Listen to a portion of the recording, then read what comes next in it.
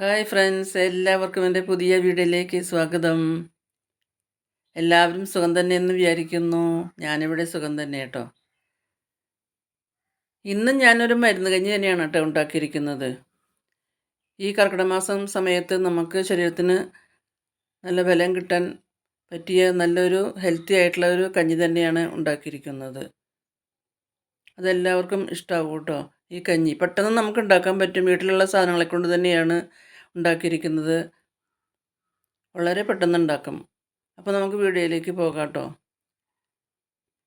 വീഡിയോയിലേക്ക് പോകുന്നതിന് മുമ്പ് എൻ്റെ ചാനൽ കാണുന്നവർ ലൈക്ക് ചെയ്യാനും ഷെയർ ചെയ്യാനും മറക്കരുത്. ആദ്യമായിട്ട് കാണുന്നവരാണെങ്കിൽ ഒന്ന് സബ്സ്ക്രൈബ് ചെയ്ത് സപ്പോർട്ട് ചെയ്യാനും മറക്കരുത് കേട്ടോ. നമുക്ക് വീഡിയോയിലേക്ക് പോകാം കേട്ടോ. ഈ കഞ്ഞി ഉണ്ടാക്കാനായിട്ട് ഞാൻ കുറച്ച് നവരരി വെള്ളത്തിലിട്ട് കുതിർത്ത് ഞാൻ കുക്കറിൽ വേവിച്ച് വെച്ചിരുന്നതാണ് കേട്ടോ.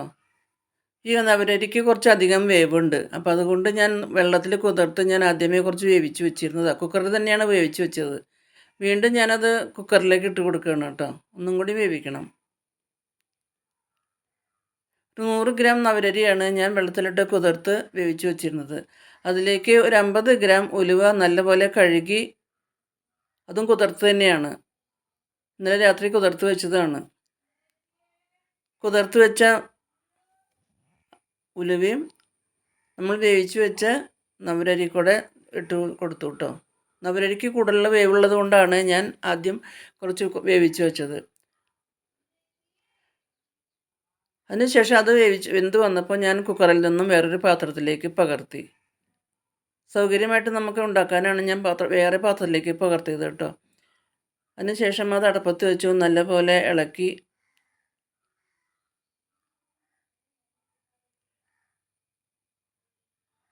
വീണ്ടും നല്ലപോലെ ഇളക്കി ഒന്ന് വേവിച്ചെടുക്കുന്നുണ്ട് കേട്ടോ. അതിനുശേഷം അതിലേക്ക് കുറച്ച് ചക്കര നമ്മുടെ കരിപ്പെട്ടി ഉണ്ടല്ലോ, അത് ഉരുക്കി അരിച്ചു വെച്ചിരുന്നു, അതും കൂടിയും ചേർത്ത് കൊടുത്തു. ആ കരിപ്പെട്ടിയിൽ കിടന്നിട്ട് ഈ നമ്മുടെ ഉലുവ വേവിച്ചതും നവരരി വേവിച്ചതും നല്ലപോലെ ഒന്ന് ഇളക്കി വേവിച്ചെടുക്കണം കേട്ടോ. ശർക്കരയിൽ കിടന്ന് നല്ലപോലെ വെന്ത് കിട്ടണം. ശർക്കരയൊക്കെ അതിൽ നീരൊക്കെ ഇതിൽ പിടിക്കണമല്ലോ. അപ്പോൾ കുറച്ച് ബാക്കി ഉണ്ടായിരുന്നു, അതും കൂടി ഒഴിച്ചു കൊടുത്തു. ആ സമയത്ത് മധുരം നോക്കിയപ്പോൾ കുറച്ച് മധുരം പോരാൻ തോന്നി. ബാക്കിയുണ്ടായ ശർക്കര പാനിയും കൂടിയും ചേർത്ത് കൊടുത്തു. വീണ്ടും നല്ലപോലെ ഇളക്കി ശർക്കരയിൽ കിടന്ന് നല്ലപോലെ വേവിച്ചെടുത്തു കേട്ടോ. അതാ നല്ലപോലെ തിളച്ചുകൊണ്ടിരിക്കുന്നുണ്ട്.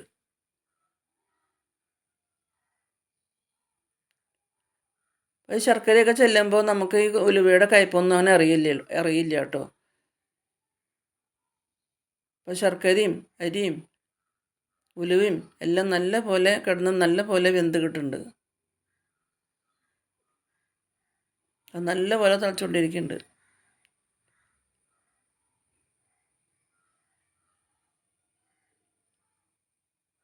സാധാരണ നമ്മൾ പായസമൊക്കെ ഉണ്ടാക്കുമല്ലോ, അതുമാതിരി തന്നെയാണ് ഉണ്ടാക്കുന്നത്. ഇത് നല്ലപോലെ തിളച്ച് വെന്ത് വന്നപ്പോൾ ഞാൻ അതിലേക്ക് ഒരു തേങ്ങയുടെ പാല് പിഴിഞ്ഞ് വെച്ചിരുന്നു. 1-ാം പാല് മാറ്റി വെച്ചു.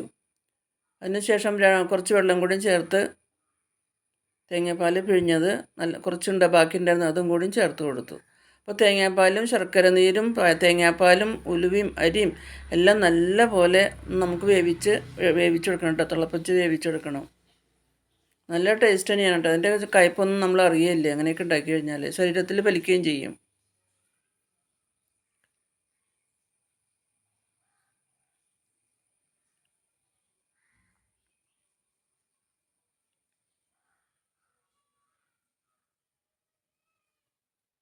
ഇടയ്ക്കിടയ്ക്ക് ഇങ്ങനെ ഇളക്കിക്കൊണ്ടിരിക്കണം, മടി പിടിക്കാണ്ട് ഇളക്കിക്കൊണ്ടിരിക്കണം കേട്ടോ. അത് നല്ലപോലെ തിളച്ചു കേട്ടോ. ഈ സമയത്ത് നമ്മൾ എങ്ങനെയൊക്കെ ഉണ്ടാക്കി കഴിക്കുന്നത് വളരെ നല്ലതാണ് കേട്ടോ. ഈ കർക്കിടക മാസം സമയത്ത് നമുക്ക് നമ്മുടെ ശരീരത്തിന് പ്രതിരോധ ശക്തി കുറവാണ്. അപ്പോൾ എങ്ങനെയൊക്കെയുള്ള മരുന്ന് കഞ്ഞി, പൊത്തലക്കറി, മരുന്നുണ്ട, ഇങ്ങനെയുള്ള കാര്യങ്ങളൊക്കെ ചെയ്യുന്നത് വളരെ നല്ലതാണ്. പണ്ട് കാലം മുതലേ നമ്മുടെ അമ്മമാരൊക്കെ ഉണ്ടാക്കി കണ്ടിട്ടുള്ളതല്ലേ. ആരോഗ്യത്തിന് വളരെ നല്ലതാണ് ഈ സമയത്ത് ഇങ്ങനെയൊക്കെ ഉണ്ടാക്കി കഴിക്കുന്നത്. അതുകൊണ്ടാണ് ഞാൻ ഈ സമയത്ത് ഇത് തന്നെ ഇടാമെന്ന് വിചാരിച്ചത്. ഇത് നല്ലപോലെ തേങ്ങാപ്പാലിൽ കിടന്ന് നല്ലപോലെ തിളച്ച് വേവുണ്ട് കേട്ടോ.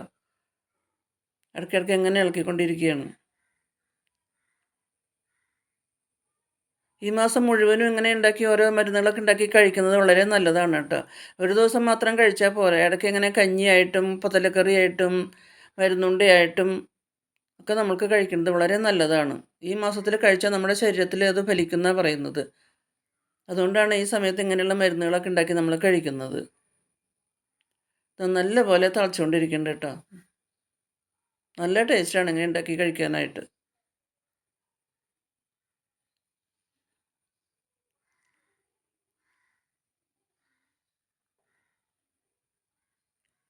തേങ്ങാപ്പാലും ശർക്കരയും അരിയും ഉലുവയും നല്ല പോലെ തിളച്ച് വെന്തുകൊണ്ടിരിക്കുന്നുണ്ട്.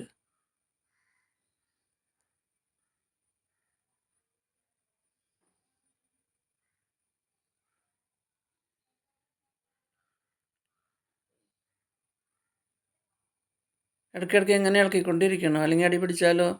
ഇളക്കി ഇളക്കി നമുക്കതിനിങ്ങനെ വേവിച്ചെടുക്കണം.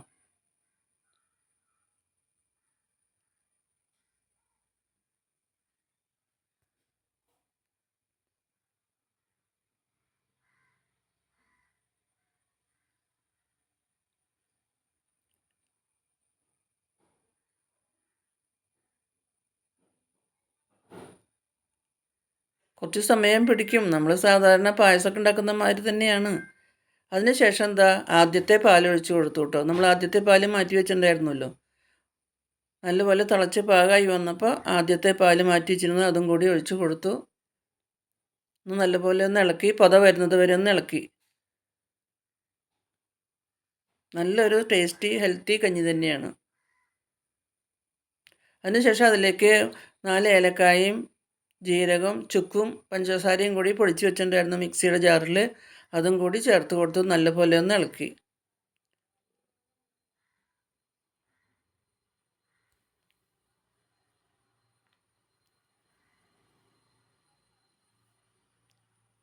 അതിനുശേഷം 1 ടീസ്പൂണ് നെയ്യും കൂടി ചേർത്ത് കൊടുത്തു കേട്ടോ. അപ്പം നല്ലൊരു ടേസ്റ്റി ഹെൽത്തിയായ നല്ലൊരു മരുന്ന് കഞ്ഞി തന്നെയാണ്. അപ്പോൾ എല്ലാവരും ഇങ്ങനെയൊക്കെ ഉണ്ടാക്കി നോക്കിക്കോളൂ. എല്ലാവരും ഇങ്ങനെ ഉണ്ടാക്കി കഴിക്കാൻ നോക്കൂ. വളരെ നല്ലതാണ്. അപ്പോൾ വീഡിയോ എല്ലാവർക്കും ഇഷ്ടമായെന്ന് വിചാരിക്കുന്നു.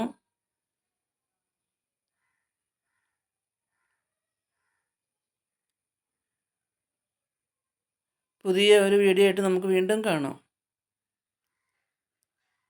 Thank you for watching.